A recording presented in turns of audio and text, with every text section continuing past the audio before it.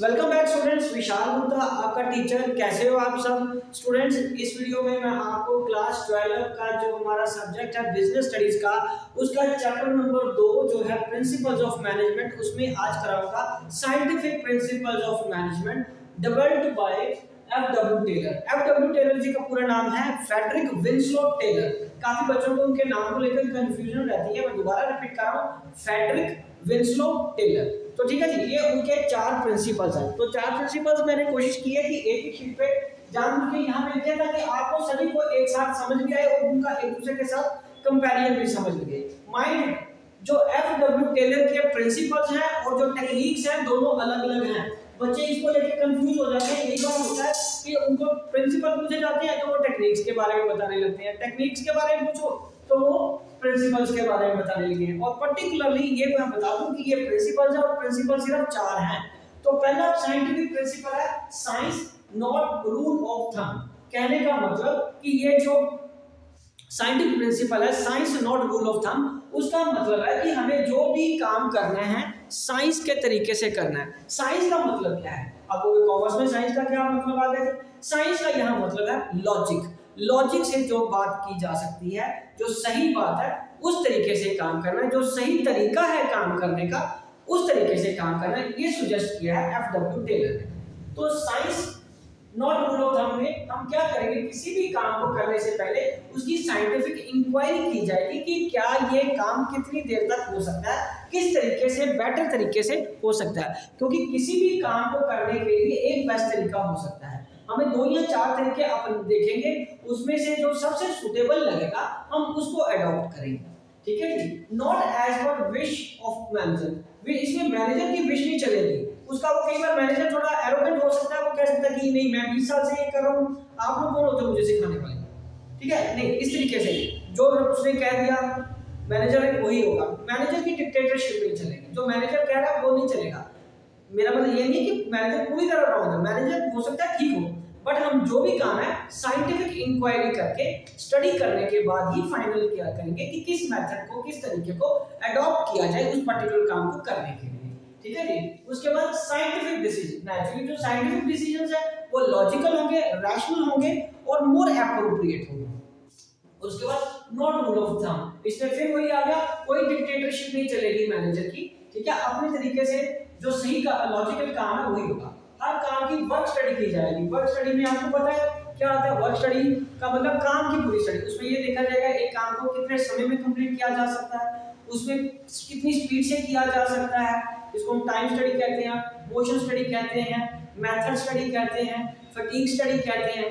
ठीक है, तो ये सारी स्टडीज जब की जाती हैं तो उसको हम क्या बोलते हैं? टोटल क्लब फॉर्म में उसको बोलते हैं वर्क स्टडी। तो वर्क स्टडी क्या होती है ये हमारा इस तरीके से आएगा। उसको स्टडी करने के बाद, एनालिसिस करने के बाद हम कोई भी मेथड या तरीका काम का अपनाएंगे। सो साइंटिफिक प्रिंसिपल का पहला जो प्रिंसिपल है वो है science not rule of thumb, कि मैनेजमेंट को चलाने के लिए, किसी भी प्रोडक्शन को आगे करने के लिए, बढ़ाने के लिए, प्रोडक्शन को परफॉर्म करने के लिए, कोई भी ऑपरेटिंग एक्टिविटी करने के लिए, ऑपरेशंस चलाने के लिए हमें साइंटिफिक तरीका अपनाना पड़ेगा। डिक्टेटरशिप ऑफ मैनेजर नहीं चलेगी। ठीक है। तो दूसरा है harmony not Discord. Harmony not Discord का क्या मतलब है? हार्मोनी का मतलब है म्यूचुअल गिव एंड टेक से, एक दूसरे के साथ, एक दूसरे के लिए, एक दूसरे से जरूरत जब पड़ती है उस तरीके से हमें काम करना है, ना कि डिस्कॉर्ड। डिस्कॉर्ड का मतलब है हमें एक दूसरे के विरोध में नहीं जाना। यहाँ एक दूसरे के विरोध का क्या मतलब है? एक दूसरे का मतलब, विरोध का मतलब है मैनेजमेंट एंड वर्कर। मैनेजमेंट और वर्कर दो एक ऐसे ग्रुप्स होते हैं ऑर्गेनाइजेशन में जो ये समझते हैं कि दोनों एक दूसरे के खिलाफ काम करें। मैनेजमेंट को लगता है कि वर्कर कोई काम नहीं करते, वर्कर को लगता है कि मैनेजमेंट हमें प्रेशराइज करती है ज्यादा काम करा के।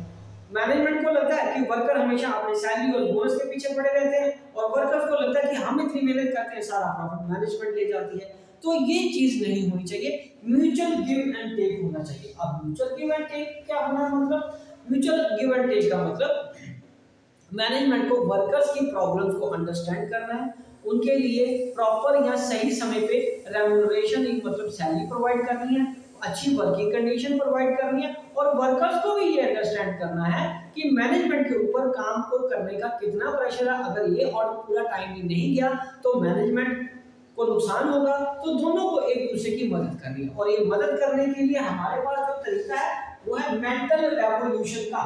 मेंटल रेवोल्यूशन का मतलब, मेंटल मतलब दिमाग, तो रेवोल्यूशन का मतलब चेंज करना मतलब अपना एटीट्यूड चेंज करना एक दूसरे के प्रति। मैनेजमेंट को वर्कर्स की प्रॉब्लम को समझना है और वर्कर्स को मैनेजमेंट की प्रॉब्लम को अंडरस्टैंड करना है। दोनों ने एक दूसरे से फाइटिंग की जगह एक दूसरे से मेल मिलाप के साथ काम करना है, मेंटल रेवोल्यूशन। ठीक है, उसके बाद prosperity of worker also, management को भी वर्कर्स के साथ गेन्स या प्रॉफिट्स को शेयर करना है, बोनस के फॉर्म में एक्स्ट्रा इनकम यदि दे सकते हैं तो वो भी देनी है। तो मतलब वर्कर को सिर्फ एक्सप्लॉयटेशन नहीं होना चाहिए, उनकी प्रॉस्पेरिटी, उनकी खुशहाली कैसे हो सकती है उसके बारे में भी सोचना है। और उसके बाद worker also listen to the management, और वर्कर्स को भी ये चाहिए कि वो मैनेजमेंट की बात सुने, अननेसेसरी हल्ला ना करते रहे, हर अननेसेसरी हर चीज पे के लिए स्ट्राइक पे ना चले जाए। शेयर गेन्स, और गेन्स को शेयर करना है टॉप मैनेजमेंट ने वर्कर्स के साथ। तो ये दूसरा प्रिंसिपल हो गया, तो आप इसको नोट करिए जरा, मैं आपको तीसरा एक्सप्लेन करता हूँ। तीसरा प्रिंसिपल है guys cooperation not individualism. Guys cooperation not individualism harmony not Discord का ही एक्सटेंशन है। It is extension of harmony not Discord, क्योंकि कोऑपरेशन का मतलब और नॉट इंडिविजुअलिज्म का मतलब ये, कोऑपरेशन का मतलब मेल मिलाप से काम करना, इंडिविजुअलिज्म मतलब अकेले नहीं है, मैनेजमेंट अकेली नहीं है, वर्कर अकेले नहीं है। मैनेजमेंट अकेले चौड़ा नहीं हो सकते मैनेजमेंट वाले कि हम ही सब कुछ हैं, हमारे बिना क्या है, क्योंकि अल्टीमेटली प्रोडक्शन तो वर्कर्स नहीं कर रही है। और वर्कर्स भी ये नहीं सोचना चाहिए कि हम काम नहीं करेंगे तो काम नहीं होगा।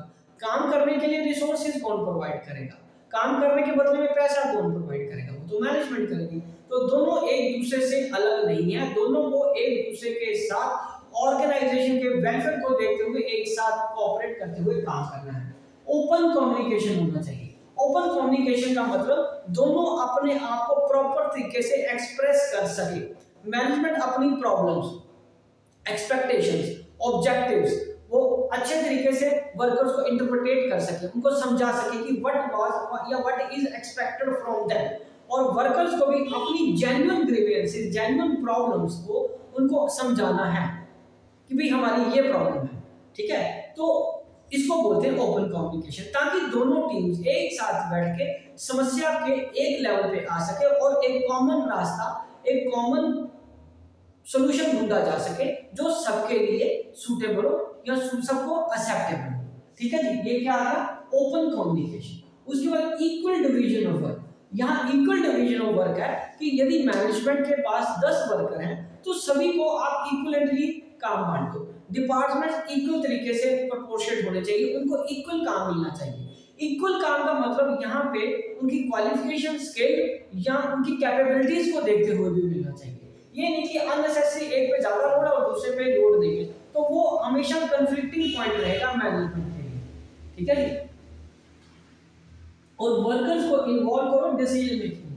ठीक है, तो ये एक बहुत अच्छी सोच है कि अगर वर्कर्स को आपने डिसीजन मेकिंग में इन्वॉल्व किया तो इससे क्या फायदा होगा। वर्कर्स को लगेगा कि ये जो प्लानिंग की गई है, ये जो ऑब्जेक्टिव सेट किया गया, हमसे पूछ के किया गया है, हमारी राय ली गई है, हमें इंपॉर्टेंस दी गई है, हमें महत्वता दी गई है, और उनमें वो बिलोंगिंगनेस आएगी। उस ऑब्जेक्टिव को अचीव करने के लिए वो एस्पायर होंगे, उनको वो ऑब्जेक्टिव को अचीव करने में अच्छा लगेगा क्योंकि उसमें उनकी रजामंदी थी, उनकी सलाह ली गई। ठीक है, तो डिसीजन मेकिंग प्रोसेस में उनको इन्वॉल्व करना चाहिए कि कोई काम कैसे करना है। नो डाउट ऑर्डर तो मार्केट से ही आएगा, ऑर्डर कोई नहीं प्रोड्यूस, वर्कर नहीं प्रोड्यूस करता, और जो ऑर्डर है वो मैनेजमेंट भी प्रोड्यूस नहीं करती, वो तो कस्टमर बाहर से आकर देता है। उस ऑर्डर को पूरा करने के लिए मैनेजमेंट और वर्कर्स को कि कैसे काम करना है, वो डिसीजन मेकिंग की बात हो रही है यहाँ पे। क्लियर है बच्चे? चलिए, ये हो गया तीसरा। अब हम चौथे की बात करते हैं, development of workers to their greater efficiency and prosperity. Development of worker की डेवलपमेंट कैसे होगी? वर्कर की डेवलपमेंट होगी, उनकी एफिशिएंसी कैसे बढ़ेगी जब आप उनको काम सिखाओगे। आप नया बंदा आया है, आपने उसको ट्रेनिंग करनी बहुत जरूरी है। यदि आपने वर्कर की ट्रेनिंग नहीं की तो you are at fault, you are at loss, क्योंकि वर्कर को ट्रेन करना बहुत जरूरी है। वर्कर को अगर आप ट्रेनिंग नहीं दोगे तो वो आपकी मशीन को नुकसान पहुंचाएगा, अगर वो आपकी मशीन को नुकसान पहुंचाएगा वो भी नुकसान आपका है। अगर उसको ट्रेन नहीं किया, अगर वो और साथ में अगर वो मशीन को नुकसान नहीं पहुंचा रहा तो हो सकता है वो अपने आप को इंजर कर ले, वो भी आपके लिए नुकसानदायक, आपके लिए मतलब मैनेजमेंट के लिए वो नुकसानदायक है। तो अगर दूसरा एक थॉट ये भी आ सकती है मैनेजमेंट के माइंड में कि हमने वर्कर को ट्रेन करने का ठेका लिया हुआ है, हमने ट्रेन वर्कर चाहिए, हमें ट्रेनिंग नहीं देनी। भाई ऐसा है, अब टेक्नोलॉजी बहुत ज्यादा बदल रही है, टाइम टू टाइम टेक्नोलॉजी बदलती जाती है, मॉडर्नाइजेशन होती जा रही है। तो जब तक आपने अपने वर्कर को काम नहीं सिखाया, ठीक है, आप ये अज्यूम करते रहे कि उसको आता है, तो वो आपको मशीन के साथ अपने आप को इंजर करेगा और उसको नया काम नहीं आएगा तो अल्टीमेटली मैनेजमेंट ही पिछड़ेगी, आपके ऑर्डर कंप्लीट नहीं हो पाएंगे, आपके टारगेट अचीव नहीं हो पाएंगे, ठीक है। और आप सोचोगे यार इसको काम नहीं आता इसको निकाल दो, काम नहीं आता इसको निकाल दो, काम नहीं आता इसको निकाल दो। भाई जो आगे आएगा नया और लाएंगे वो उससे भी बेहतर निकला तो क्या करोगे? तो बेटर है जो है उसी को ही काम सिखाओ, क्योंकि पहले वो छोड़ के जाएगा, फिर नया लाने का उतना टाइम एनर्जी और पैसा वेस्ट होगा। उससे बेटर है कि आप उसी को ही काम सिखाओ और उसको ट्रेन करो। उसको ट्रेन करने के बाद और साथ में सिलेक्शन तरीके से होनी चाहिए, साइंटिफिकली होनी चाहिए, कि ऐसे किसी को उठा के भर्ती कर लिया, कभी बंदा चाहिए था भर्ती कर लिया। पहले देखो भाई, आपको उसको इंजीनियरिंग डिपार्टमेंट में लेना तो उससे इंजीनियरिंग से रिलेटेड कोई डिग्री उसके पास होनी चाहिए। अगर आपने उसको कमर्शियल डिपार्टमेंट में लेना है तो उसको कॉमर्स से रिलेटेड कोई डिग्री उसके पास होनी चाहिए, उसके पास वो स्किल होनी चाहिए, उसके पास वो एक्सपीरियंस होना चाहिए और वो उतना कैपेबल होना चाहिए जिस काम को करवाने के लिए हमने उसको रखा है। तो सिलेक्शन भी सही तरीके से होनी चाहिए, तभी वो ट्रेन हो पाएगा ना। सिलेक्शन कर ली गलत बंदे की और उसे आप करवा रहे हो कोई और ट्रेनिंग तो वो नहीं कर पाएगा, ठीक है। वर्क अकॉर्डिंग टू कैपेबिलिटीज, उनको उनकी योग्यता के अनुसार काम देना है वर्क, ताकि वो उसका लर्निंग एबिलिटी तो बढ़ेगी, साथ में वो चीजों को सीख भी जल्दी पाएगा।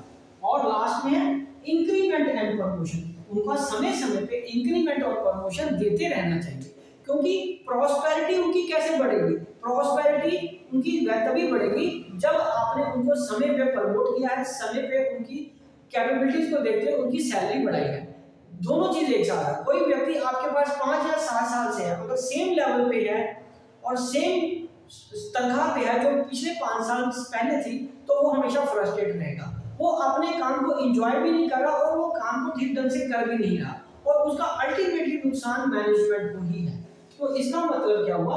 अगर आपको डेवलपमेंट करनी है वर्कर की ताकि उनकी एफिशिएंसी बढ़े, ट्रेनिंग से एफिशिएंसी बढ़ेगी, जब उनकी एफिशिएंसी बढ़ेगी वो ज्यादा प्रोडक्शन या आउटपुट जनरेट कर पाएगा, जब ज्यादा आउटपुट जनरेट कर पाएगा तो नेचुरली उसको इंक्रीमेंट और प्रमोशन भी मिलेगी। तो मैनेजमेंट को ये चारों प्रिंसिपल फॉलो करने होते हैं। तो मैं एक बार ये चारों प्रिंसिपल आपको बता देता हूँ। पहला क्या है? Science not rule of thumb, दूसरा हार्मोनी नॉट डिस्कॉर्ड, तीसरा कोऑपरेशन नॉट इंडिविजुअलिज्म, चौथा development of workers to their greater efficiency and prosperity.